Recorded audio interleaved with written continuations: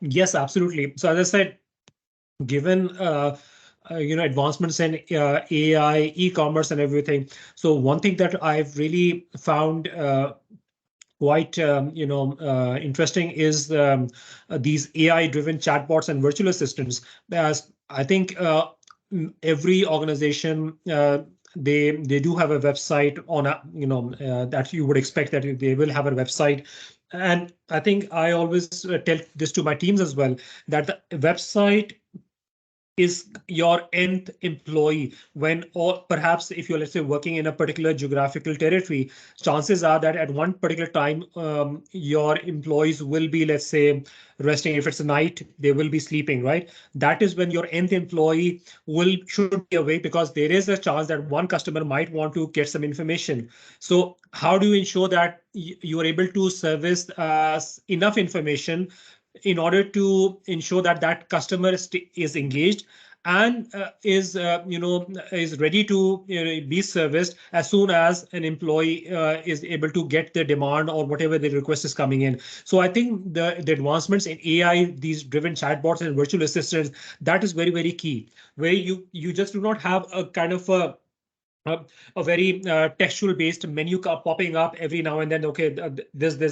It should be personalized, and which can actually get more and more intelligent by learning what kind of queries are coming in from different customers, so that if, let's say, if a human intervention is not there at a particular time, these chatbots and virtual assistants can service a particular customer, whether it's a potential customer, whether it's a repeat customer, or any other customer. They can at least try to service that customer in the best possible way in order to enhancing the overall customer experience. So that's number one. Similarly, I would say that video content, I believe, is also growing quite rapidly. Now we see platforms like TikTok, YouTube Shorts, Instagram Reels, Facebook, short videos and all. They're gaining a lot of momentum.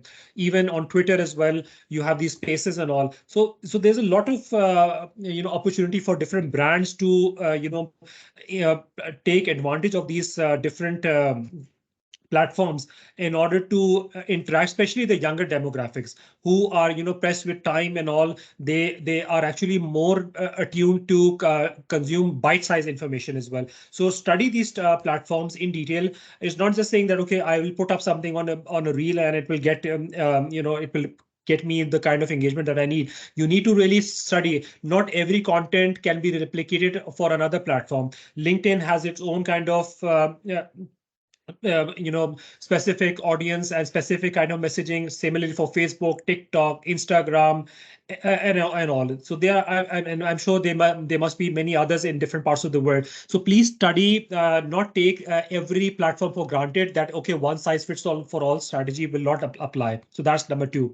Similarly, I would also encourage the use of sustainable and responsible marketing, because while it's okay to market your product services, but at the same time, how do you stand out between, let's say, somebody who's just marketing just for the sake of marketing, but also there's a commitment. As I said in the start of my conversation, I said it's also good to talk about sustainable practices, because there are a lot of interventions around, let's say, cutting down on carbon footprint, employing sustainable practices, and environmental as well. There are SDGs as well, the Sustainable Development Goals and all. So I believe brands who can increasingly showcase their commitment to environmental and social issues in their campaigns, I think they will have more chance to connect with the consumers at a more deeper level. That's, I would say, another opportunity. Also, I would say that in today's time, I think the trend in marketing has also shifted a lot on mobile as well. So people are literally, on the go, receiving a lot of content. They're using the mobile to do a lot of searches and all. So at the same time, not everybody is looking into their mobile phones as well at all times.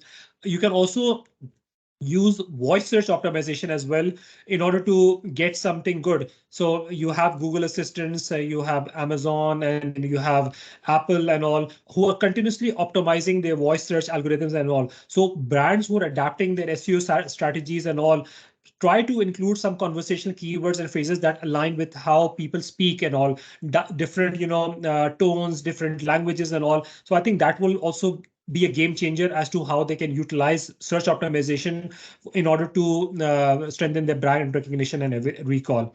Similarly, influencer marketing, I think this is something which is very prevalent in our country. I see a lot of influencers who are catering to different niche segments and all. They have very good following, whether it's food, travel, hospitality, technology, etc., etc. So see who are some of the upcoming influencers and all. Tap into their networks and see if they have the right following, they have the right messaging and all. I think it's really good. There are good influencers at large level, and then there are micro influencers as well. But at the same time, see how best they can lead your organization messaging across in the best possible manner.